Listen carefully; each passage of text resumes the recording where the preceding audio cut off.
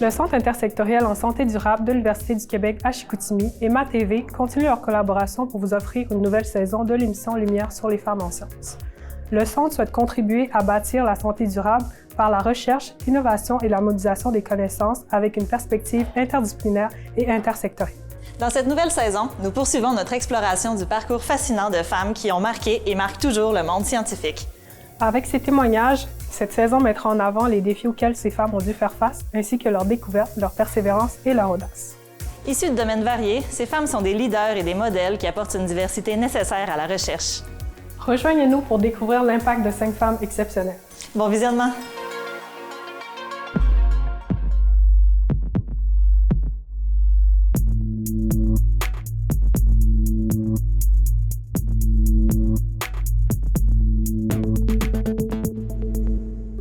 Dans l'épisode d'aujourd'hui, nous vous présenterons le portrait de 2 femmes inspirantes, soit Margaret Mead et Eleanor Maccoby. Mais d'abord, nous vous présenterons une entrevue avec Catherine Flynn, professeure-chercheuse à l'Université du Québec à Chicoutimi.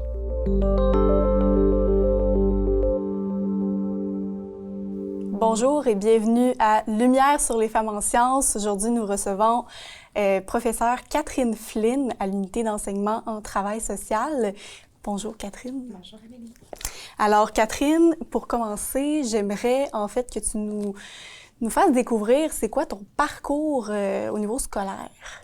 Mon parcours qui m'a amenée à devenir professeure de travail social. Je vais commencer, moi j'ai fait un baccalauréat en psychologie à l'Université Laval. C'est là où j'ai été socialisée à la recherche pour la première fois. Très tôt dans mon parcours académique, j'ai été amenée à travailler sur l'étude des jumeaux nouveau-nés du Québec, qui était vraiment une vaste étude sur laquelle on suivait pendant longtemps, plusieurs années, une cohorte de jumeaux pour vraiment essayer de départager qu'est-ce qui était lié à l'environnement, qu'est-ce qui était lié à la génétique, par exemple, ou ce genre de débat-là qui est courant en psychologie.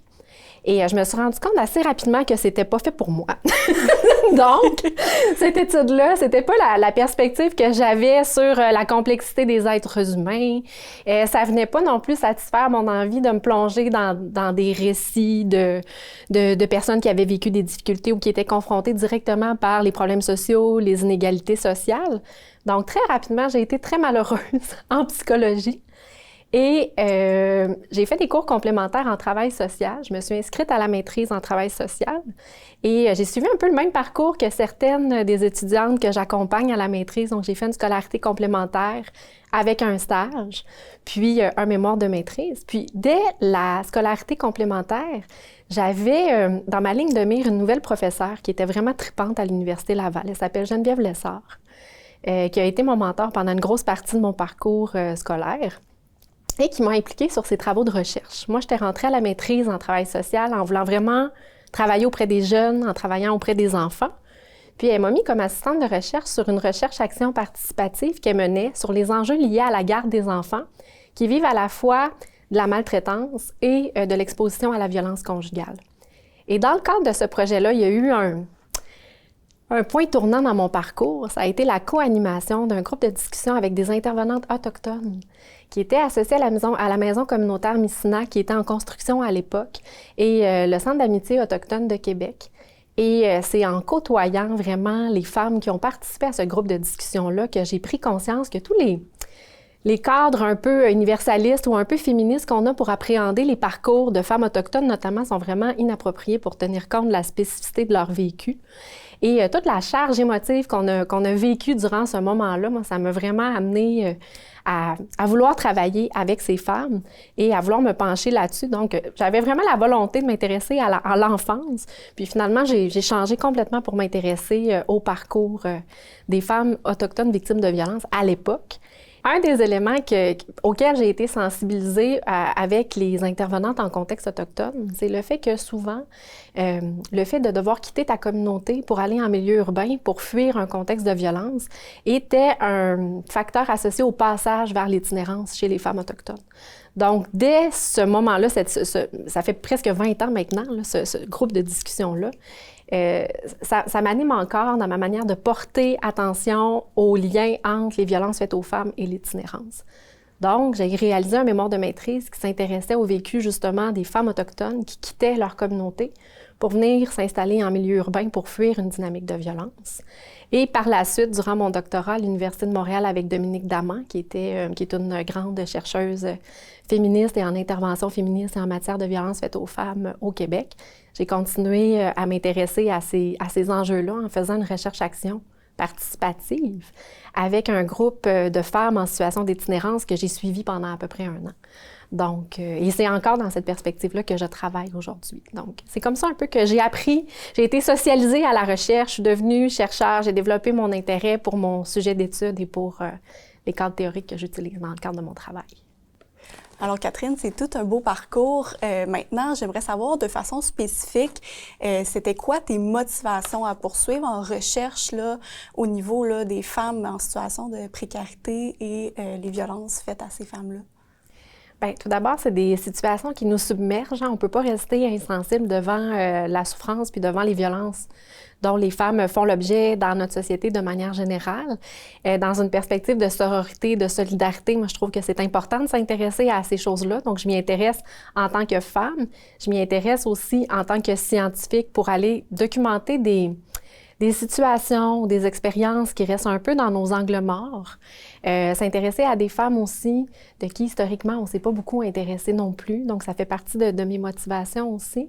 Puis le fait de faire des projets avec une méthodologie qui est souvent participative, qui est féministe, qui accorde de l'importance au processus, au-delà aussi de la connaissance qui est produite, c'est quelque chose que je trouve émancipatoire pour moi comme femme, comme chercheuse, pour les chercheuses étudiantes avec qui on travaille aussi, avec les femmes aussi qui participent à notre étude. Donc, toute la solidarité qui est liée à tout ça, je te dirais que c'est un élément qui me motive beaucoup puis dans lequel je trouve énormément de sens.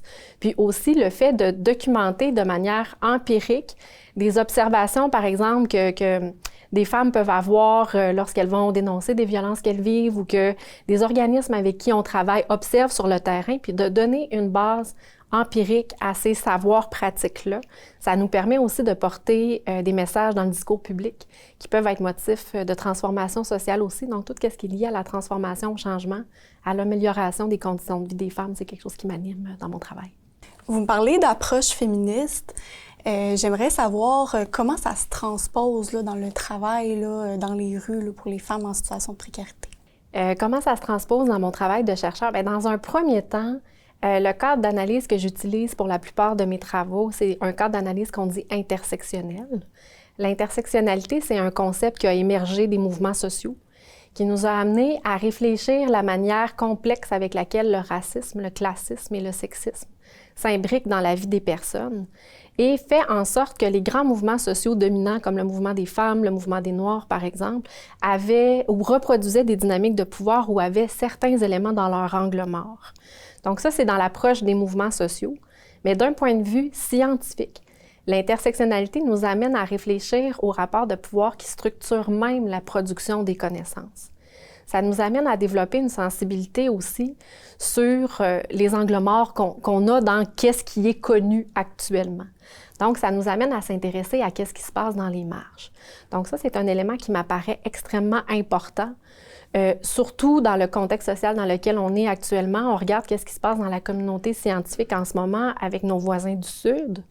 Je me questionne sur l'avenir des savoirs qui sont produits à partir du point de vue des personnes marginalisées, par exemple. Ça fait partie des choses qui m'animent et qui se traduisent directement dans mon travail. Aussi, en lien avec l'intersectionnalité, ça nous amène à documenter les phénomènes sociaux de manière à déconstruire les rapports de pouvoir qui existent entre nous.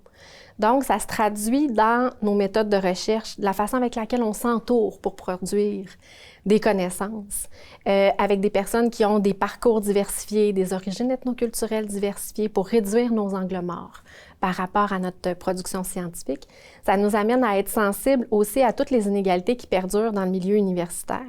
Ça nous amène à faire des mécanismes d'adaptation pour inclure dans nos projets des étudiantes qui sont en situation de handicap, par exemple, ou qui font face à des obstacles structuraux. Ça nous pousse aussi à produire des connaissances qui sont basées sur la parole des femmes qui sont directement concernées par le problème et de les considérer comme des expertes de leur vécu. Donc, on n'est vraiment pas dans une logique où on se place dans un rôle d'expert, on se place dans une position de facilitateur, une position qui reste pas moins une position de leadership, mais qui reste une position dans laquelle on est très réflexif par rapport à nos façons de produire de la connaissance, puis on est réflexif de la manière avec laquelle on gère la gouvernance de nos projets de recherche, puis la façon avec laquelle on entretient des liens privilégiés aussi avec les femmes qui participent à notre étude. Puis toi, en tant que femme dans le milieu de la recherche en travail social, est-ce que tu as pu vivre certains obstacles? Je t'ai parlé des obstacles, mais je t'ai parlé de mon parcours académique tout à l'heure, mais j'ai omis une information importante que je cache souvent. C'est que j'ai eu ma première fille durant ma maîtrise, j'ai eu ma deuxième fille pendant mon doctorat. J'ai soutenu mon examen doctoral enceinte de ma deuxième fille à 36 semaines de grossesse. Ma première fille, je ne m'étais pas rendue à terme à 36 semaines. Donc, pendant mon examen, j'avais des contractions. Ma directrice de thèse m'a arrêtée à un moment donné en disant « Catherine, on le voit que tu as de la souffrance, on voit les contractions sur ton ventre en ce moment. Tu peux arrêter. » Donc, j'ai eu mes enfants durant mon parcours académique et je les ai eus sachant fort bien que ça allait être encore pire si j'allais les avoir en début de carrière de professeur. C'était vraiment dans une visée planifiée de me dire ça va être extrêmement difficile de s'établir comme jeune chercheur avec des enfants en bas âge. Parce que je voyais des femmes autour de moi qui le faisaient et c'était extrêmement difficile. Bien évidemment, comme femme dans le milieu de la recherche, on n'est pas avantagé en raison notamment de tout notre fardeau domestique, en raison de nos processus de maternité, en raison aussi de trucs aussi banals que nos règles. Moi, mes règles sont politiques à l'unité d'enseignement en travail social. Quand on fait en travail social, on fait des « comment ça va ». Moi, je parle très ouvertement de mes règles et j'ai un plaisir de voir mes salutations à mes collègues masculins que j'aime beaucoup, mais qui sont toujours mal à l'aise quand j'en parle, parce que je me fais une injonction de dire, dans un milieu où on demande toujours d'être le meilleur de nous-mêmes, quand on est hypothéqué à peu près 3, 4, 5 jours, parfois même certaines 10 jours par mois, c'est extrêmement difficile de donner le meilleur de nous-mêmes dans ce milieu ici. Donc, je me fais un point d'honneur d'en parler ouvertement. Donc, ça fait partie des choses qui jouent contre nous. Et le système académique dans lequel on est actuellement, on est évalué constamment. On valorise la productivité scientifique en termes de volume. On valorise aussi énormément les résultats scolaires. Mais au final, ce sont des indicateurs qui ne montrent pas nécessairement notre potentiel scientifique, qui ne montrent pas nécessairement la qualité de notre travail ou de notre talent, mais qui montrent surtout notre disponibilité à consacrer du temps à cette carrière-là. Et évidemment, comme femmes qui sont impliquées parfois comme mères, parfois comme sœurs, comme conjointes, à titre de proche aidante, c'est bien évidemment que notre fardeau domestique est complètement différent que nos collègues qui ont le même âge que nous, qui ont un parcours académique assez similaire au nôtre. Donc, c'est bien évidemment qu'on est désavantagés par rapport à ces questions-là. Sur les défis aussi d'être une femme à l'université, moi, je pense que mon sujet d'étude aussi amène une charge de travail émotionnelle que je n'avais pas escomptée au début de ma carrière. Très rapidement, quand je suis rentrée dans un rôle de professeur, j'ai été professeure remplaçante dans d'autres universités avant d'être professeure à l'UQAC. Le fait que je travaille sur des objets de recherche qui sont liés aux agressions sexuelles, à la violence conjugale, à la pauvreté des femmes, fait en sorte que les étudiantes ou les collègues, par exemple, peuvent se tourner vers moi pour une expérience de dévoilement. Et ça, c'était une partie du travail que je n'avais pas escompté à la base. Puis je ne veux pas dire que c'est quelque chose qui me ralentit ou qui nuit à ma carrière, mais je constate l'effet de ces violences-là dans les parcours de nos étudiantes, dans la vie des collègues, mais aussi, je suis moi-même confrontée à devoir faire du travail émotionnel supplémentaire dans mon contexte de travail parce que je deviens une figure de confiance autour de ces questions-là. Puis c'est dit vraiment en toute humilité, puis je me réjouis du fait qu'il y ait moi ou d'autres collègues qui portent ça ici, qui sont à l'aise d'accueillir des expériences de dévoilement, par exemple, ou d'accompagner des femmes dans des démarches qui sont liées à ça. Mais bien évidemment, je ne crois pas que mes collègues masculins sont confrontés à ce même genre de dévoilement, que ça soit en lien avec, même si c'est ce qui sont dans le domaine social ou autre, je suis pas certaine qu'ils sont confrontés non plus à ça.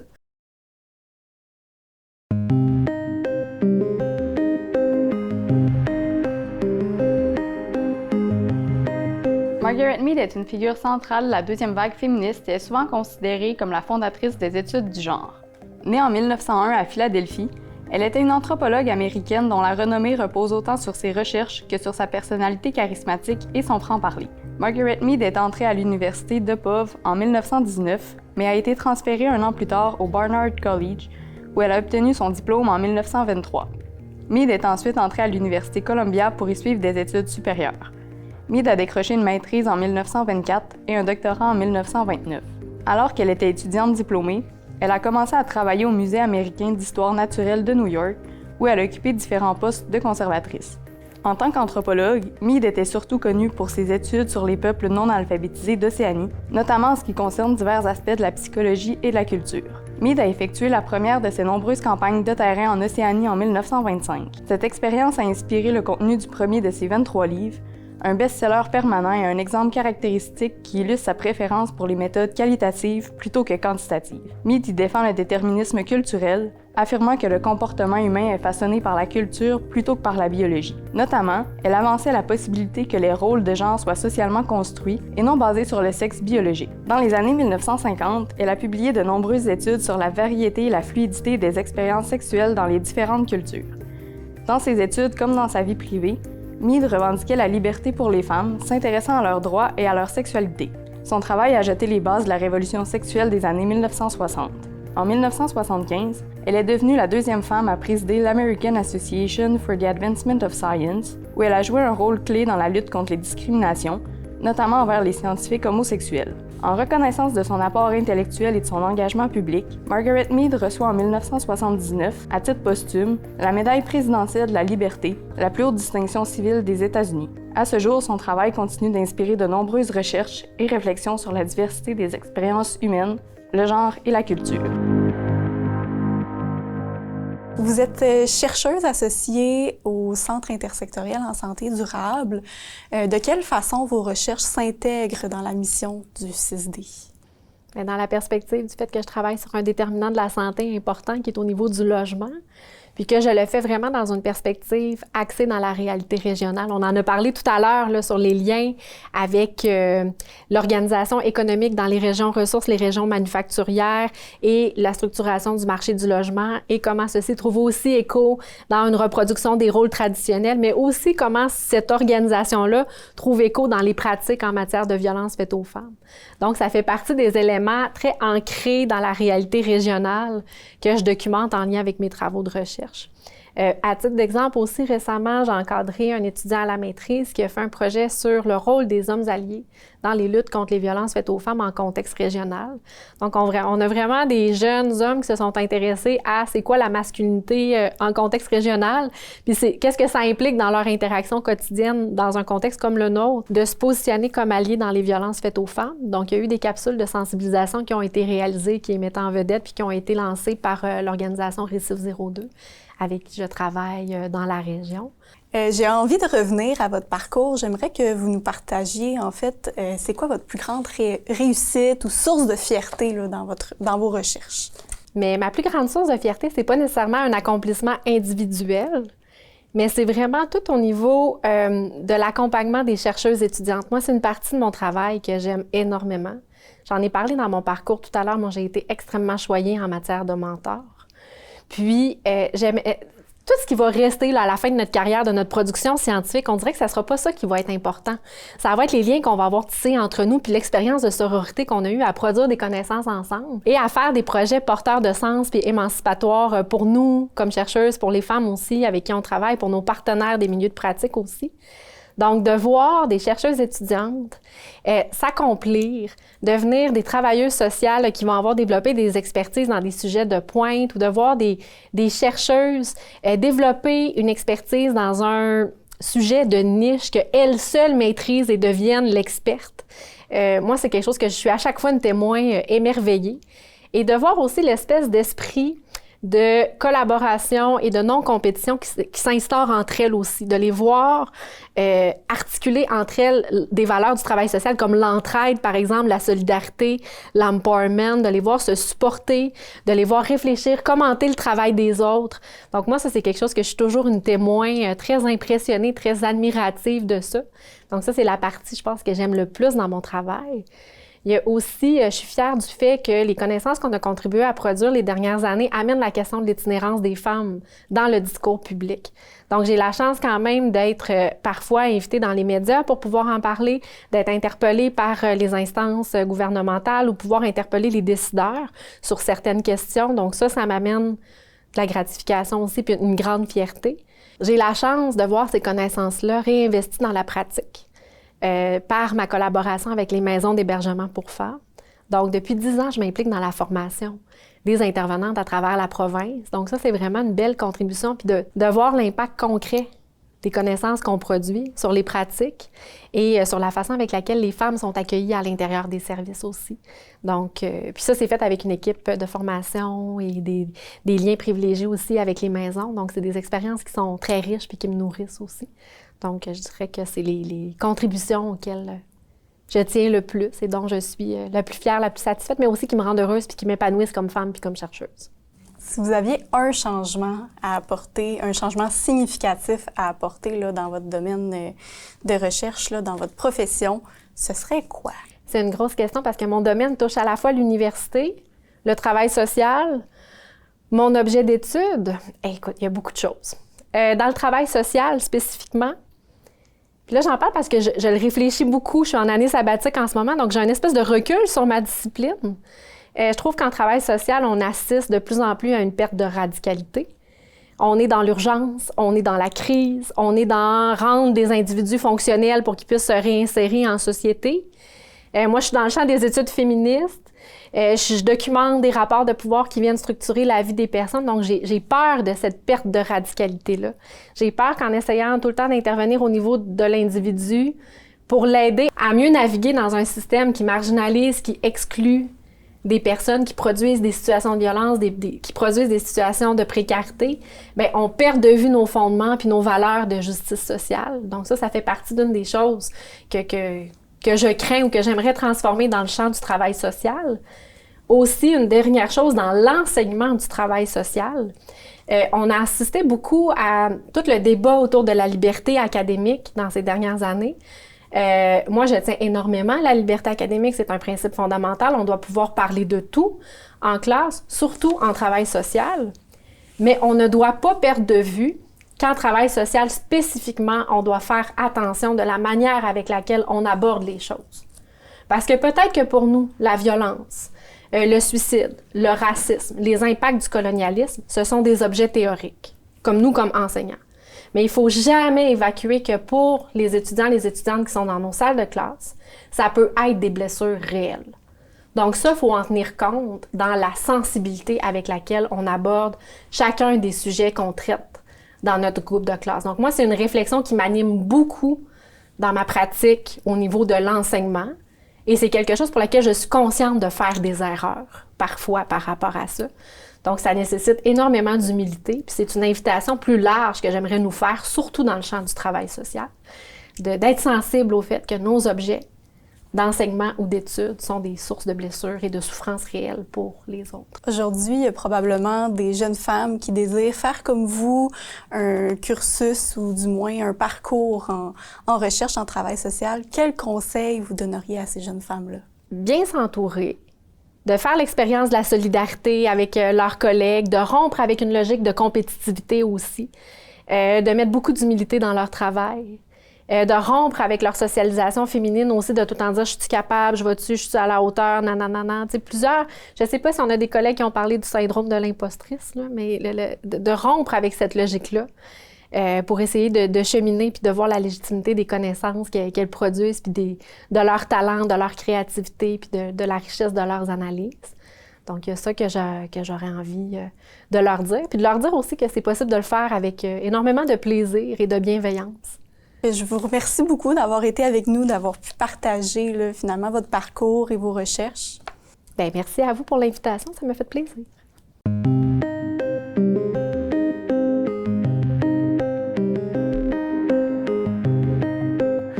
Eleanor Maccoby, née Emmons, est une figure incontournable de la psychologie du développement.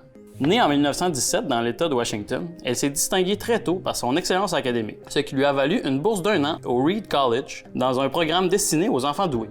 Séduite par cette expérience, elle a voulu prolonger son parcours, mais ses parents ne pouvant pas assumer les frais de scolarité, elle a dû prendre une année sabbatique pour économiser et réintégrer l'institution en 1936. À son retour à Reed en 1936, Maccoby a été initiée au cours de psychologie. C'est dans cette discipline qu'elle a décidé de poursuivre ses études. En 1950, elle a obtenu son doctorat de l'Université du Michigan pour les travaux qu'elle a effectués sur l'apprentissage au laboratoire de B.F. Skinner à Harvard. Après avoir obtenu son diplôme, Maccoby est restée enseignée au département des relations sociales de Harvard. Au milieu des années 1950, elle a dirigé une étude à grande échelle visant à déterminer si certaines pratiques parentales sont liées aux caractéristiques de la personnalité des enfants. Ce travail a mené à la coécriture de Patterns of Child Rearing en 1957, un examen précoce et influent de la relation parent-enfant. En 1958, les Maccoby se sont vus offrir un poste à l'Université de Stanford. Eleanor Maccoby a pris un poste à temps partiel au département de psychologie, où elle enseignait la psychologie de l'enfant. Ce poste, à temps partiel, lui permettait de partager son temps entre son travail et ses 3 enfants nouvellement adoptés. Elle s'est démarquée pour ses recherches sur le développement social et intellectuel des enfants. Ses travaux ont révolutionné la compréhension des différences entre les sexes, de l'attachement affectif des nourrissons et des effets du divorce sur les enfants. Pionnière dans son domaine, Maccoby est la première femme à diriger le département de psychologie de Stanford. Elle a également présidé la Western Psychological Association et la division de psychologie du développement de l'Association américaine de psychologie. En 1997, Maccoby a également reçu le Lifetime Contribution Award de l'American Psychology Foundation. En 2000, Maccoby est devenue la première lauréate d'un prix créé en son honneur, le Eleanor Maccoby Book Award, récompensant les ouvrages ayant profondément influencé la psychologie du développement. Eleanor Maccoby est décédée d'une pneumonie à Palo Alto, en Californie, le 11 décembre 2018 à l'âge de 101 ans. Son héritage continue d'inspirer les chercheurs en psychologie du développement et les défenseurs de l'égalité des sexes.